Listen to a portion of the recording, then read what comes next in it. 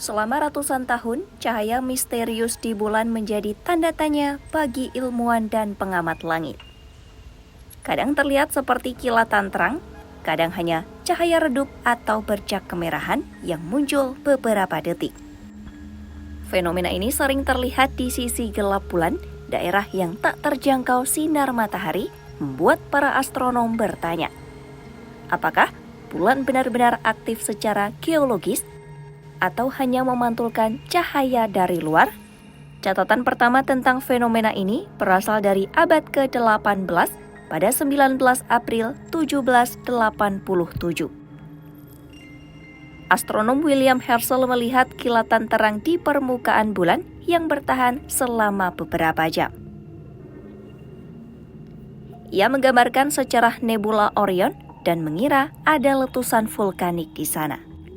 Kini para peneliti menduga Herschel menyaksikan fenomena yang disebut Transient Lunar Phenomenon atau TLP, perubahan singkat pada permukaan bulan yang dapat terjadi kapan saja.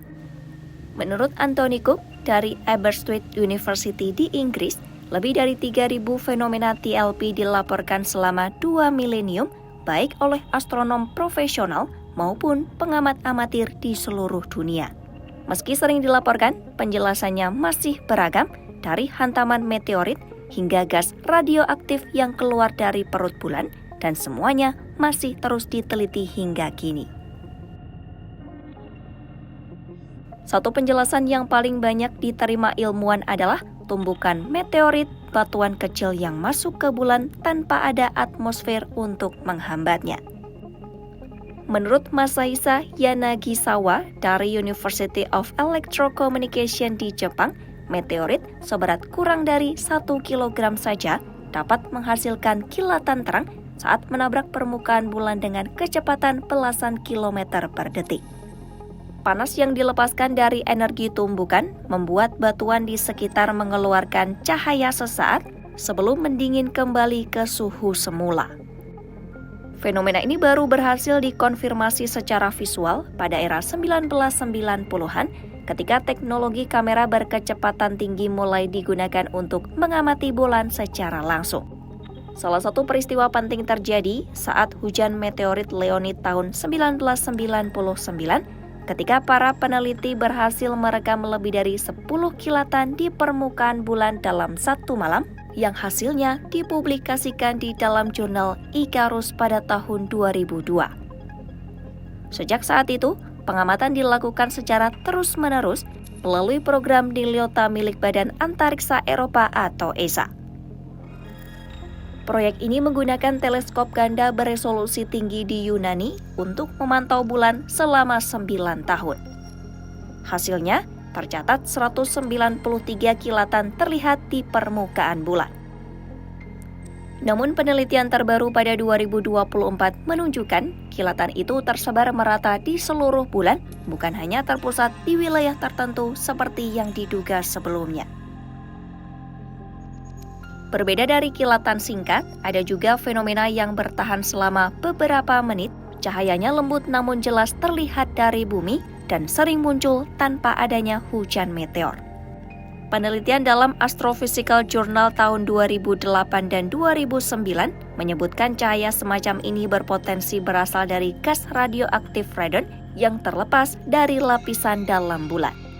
Fenomena ini terjadi saat getaran atau moonquake, yakni guncangan di permukaan bulan akibat tarikan gravitasi bumi atau pemuaian suhu. Saat lapisan bulan retak, gas radon keluar ke permukaan dan meluruh secara radioaktif. Proses ini menghasilkan cahaya redup yang dapat dilihat dari bumi menggunakan teleskop.